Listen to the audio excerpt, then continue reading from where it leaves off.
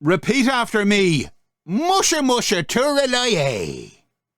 Top of the morning and a bottom of the evening to you. Welcome to the St. Patrick's Day edition of This Much Is True. Or as we say in Ireland, this much is true. How do I say that in Gaelic? Is Táin méid seo fear. There you go. That's it in Irish. I speak Irish. Just about.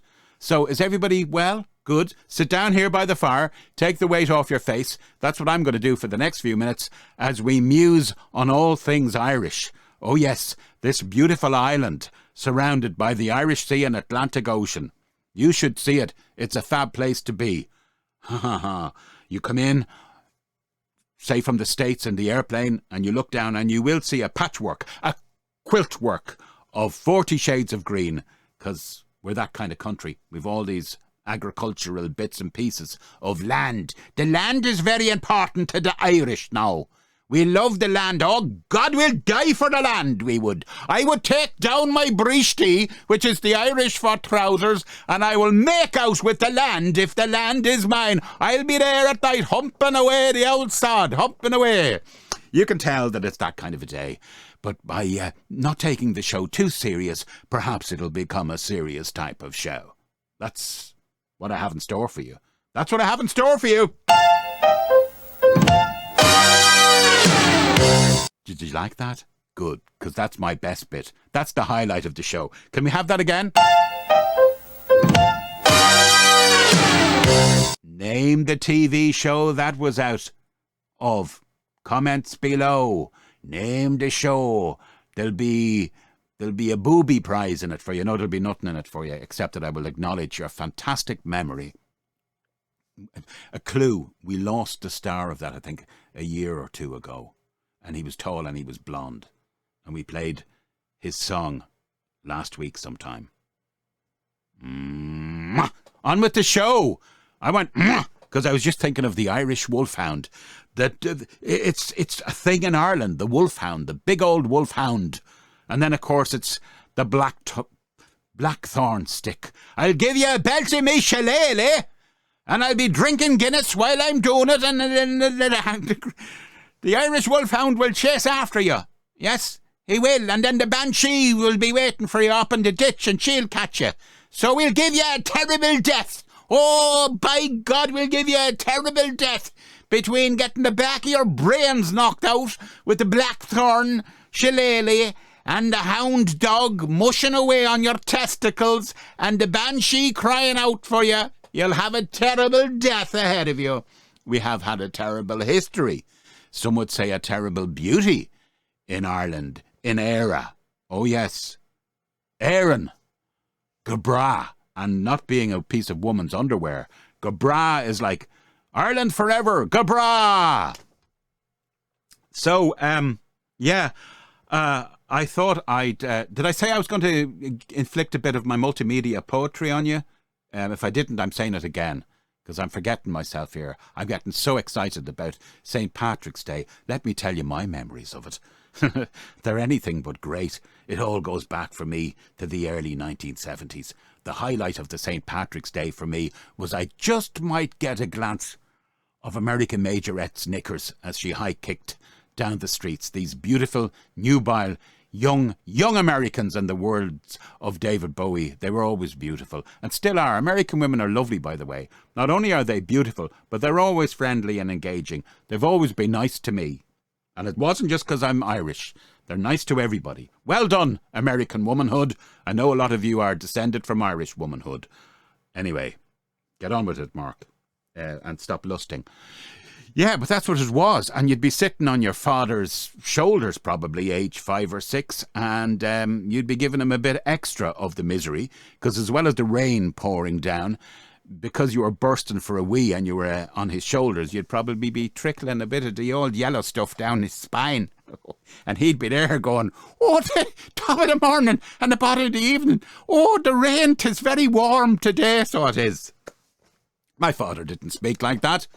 No, I can't. Actually, apart from like The Quiet Man and a couple of 1950s movies, I don't think anybody speaks the way the Irish are portrayed as speaking. Oh yeah, touch a mahogany gas pipe. Hold on there now, missus. Mind yourself, you're after getting your leg cut in the door of your bicycle. Watch yourself coming down those stairs. I mean, that's a real Irish one, isn't it? Watch yourself coming down those stairs. What's that about? An outer body experience or something? Oh, mind yourself on that ladder. We're not big on the old THs on the diction here in Ireland, I'm afraid. It is very much this, that, these and those. And last week, around Friday of last week, and we had the results this day last week, which is Saturday, yeah, the girly men government that we had tried to mess with our constitution. But you're a blind man on a galloping horse could have told them they were in for a hiding. Honest to God, why? Why? Because they tried to mess with that most sacred of Irish institutions on our constitution, the Irish mammy. They wanted to take the poor old, would you like a cup of tea? Would you like a cup of tea? Did you enjoy that? Irish mammy out of the constitution and the family along with it. Oh yeah, because they wanted to be so progressive. Yes, they wanted to be the good boy in the EU club or WEF or whatever it is they answer to, but they certainly don't answer to the people here. And yeah, but they made a fatal mistake, you know. Or you can do anything. You can have all the different, referendums you had before and they'll all be accepted, but don't mess with the Irish mammy. Oh, yeah, it's like picking up a piece of plutonium or something. Don't do it, you gobshite. Oh. So anyway, they had their arses soundly handed to them. And while I'm at it, here's some referendums. If you want to, instead of having busy ones, Irish government, how about having one on migrancy? Yes, we have tent city here in Ireland. Yeah, people coming in without proper papers. We're all 100,000 welcomes, but we're not going to... We've enough frickin' underclass of our own without taking in extra ones. That's no disrespect to all the doctors and engineers we're expecting. So have a referendum on migrancy, and while you're at it, put in your stupid hate speech there, hate speech, and see what the people think of your 1984 ideas. Yeah, that's a good referendum. And then perhaps top it off with the WHO's, not the band, the World Health Organization's plans for Ireland and many other countries, if they get their little greedy hands on it. And that is to basically lay down your sovereignty in the time of another pandemic. Do you know, I've just realised I'm coming across as a poor man's Russell Brand here. I better slow down the pace even. The post, that's like the last post. Deep breath, Marco. You're very welcome to what's left of the show. And you people, you faithful disciples, you know who you are at this stage that turn up to this humble gathering. You're very welcome along as well. In Ireland, I definitely had the thing about going to the parade. I would also have a big lump of shamrock, is the only word to describe, thrust onto my lapel. The soldiers I grew up with, because I was an army brat, they also had big shock of shamrock stuck behind their beret cap badges. And then the priest would say a few words about Ireland and the famine and how terrible everything was. But thank God we're Irish and we're here like wet hens walking around. But fuck it, we're Irish. Let's all have Guinness and get slaughtered. And yeah, you will drive through Ireland, and it is very mystical. There's no doubt about it. It's very ancient. It's beautiful. From its rugged coastline, we are an island. Not Aran Island as well, but we are an island. We don't have a tunnel between us, like England and France. Speaking of the English, for all the invasions, and we've had Normans, Vikings, Celts, English, the English and the Irish do love each other. It's our secret. It's weird, but it's a symbiotic thing. We do love each other. And it's not just because I have an English grandfather. I've been away with the Brits. They are mad whores. I used to go skiing with them. Cortina, Austria, the States even, over to Canada. Mad British. And I'd be the only Irish guy, and I'd just feel so welcome. They were mad. Fuckers. Total. They had it better than they thought. They'd be giving out about stuff in that British way. But yeah, you're here, you're driving through, say, on an autumnal evening. You'd be down, driving through. Oh, that big old... Well, it used to be the old Boreens. We've kind of got big, fancier roads these days. You go through Mayo, up to Donegal or down across to Galway. And you come across these little abandoned homesteads, old cottages, where the old British landlord kicked out the Irish. Yes. kicked them out because they weren't paying the rent. And so you'd see those old abandoned places. Or indeed, the Irish said, oh, mushatura I got to get out of here because I only survive on potatoes. And they had to go to America, far away, where they suffered great indignities. Anyway, that word I'm trying to think of that I can't pronounce. And yeah. So if you weren't looking at an evicted homestead, you were looking at an abandoned one. And you still can see the little remnants around. And then not to mention the little people, you do not fuck with them. You know, I was driving across Ireland when I was in sales many years ago, and there's a guy who was called to the bar, not in the way that a lot of Irish guys are called to the bar. No, he became a lawyer after, solicitor, as we say here. Solicitor. What is the cut of that solicitor's jacket like today? What's his brief? What's the solicitor's brief like? Anyway, probably Shamrock patent. And what I'm saying is he was a learned man, but we were driving through this, he was from the country, the Midlands, and we were driving through, and I saw one of these fairy forts, and I said, look at that thing. Why don't we put a bulldozer through it? He said, don't fuck with the fairy forts. Never on your life. I can tell you stories about people. So he was perfectly serious.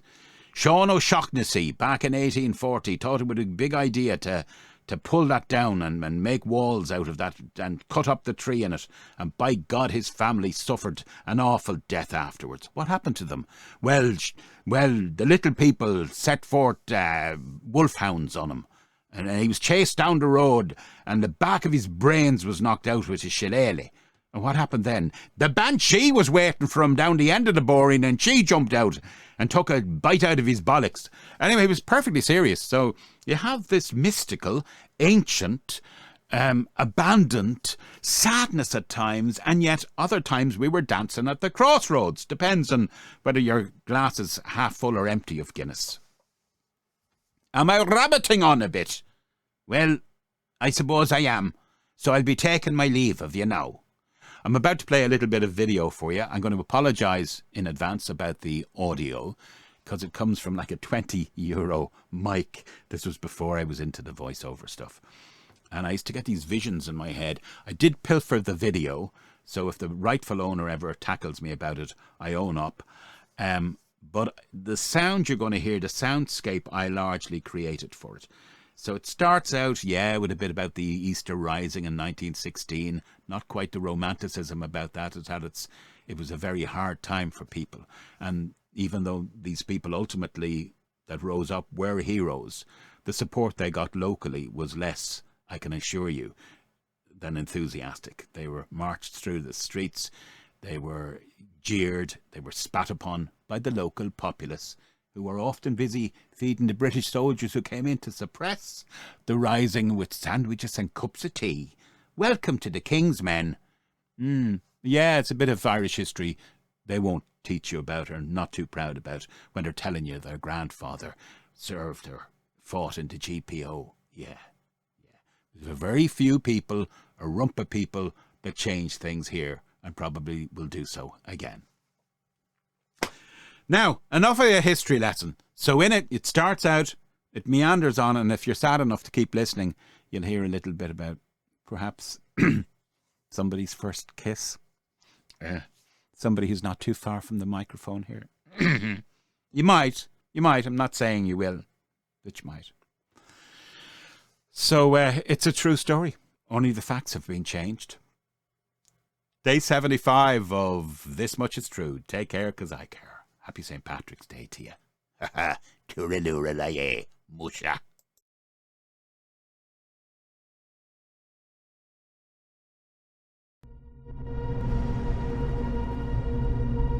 And on that Easter morning you knew what had to be done. Kissed your sleeping wife and children and walked out with a gun along the streets of Dublin's fair city. Folks called you stupid and had no pity. Joining the ranks of your doomed comrades walking towards the GPO, walking to your sacrificial statement for our freedom from Empire's boot. Your brothers fought in Flanders trenches while you men of Ireland took up your useless arms, your pea shooters against artillery. To curious onlookers, just after noon on Easter Monday, April 24th, 1916, Pádraig Pearse, standing on the GPO steps on O'Connell Street, read out the proclamation. Irish men and Irish women, in the name of God and all of the dead generations from which she receives her old tradition of nationhood, Ireland, through us, summons her children to her flag and strikes for her freedom. And of course he was reading his death warrant, and that of many more.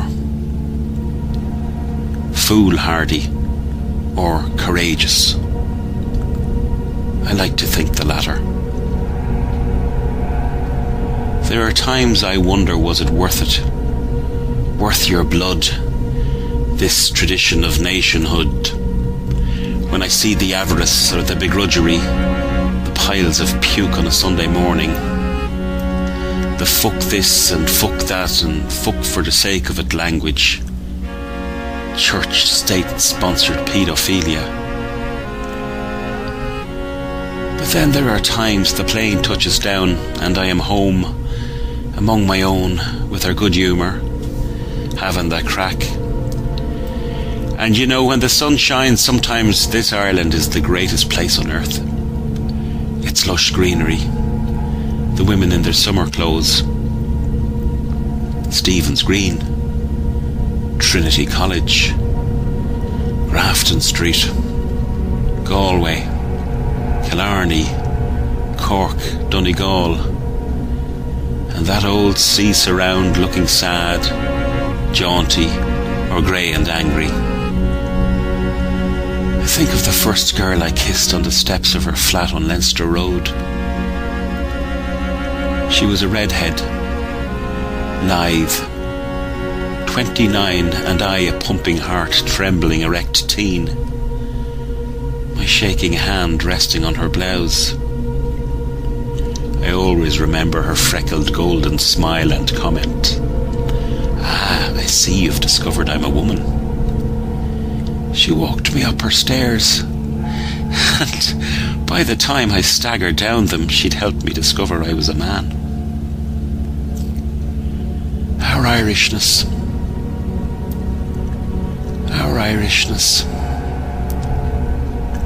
our innocence, our hurting hearts, free but always with echo of suppression. Real or fancied, the world alters between loving us or kicking us straight in the balls, but learning, we'll always get back up, bloodied and stubborn, raged in our wounding. When I hear traditional music, see Pierce Brosnan, tune into Conan, watch Bono sing the blues, or numb myself to a stupor when I am hurt by something or someone, I'm Irish. I'm Irish. I'm Irish. You love me. I'm Irish. You break my heart. I am Irish. Laughing at nothing in particular, I'm Irish. When I hold you in my gaze, woman, I am Irish. Look into my eyes and run away with me into my tortured soul. And on that Easter morning you knew what had to be done.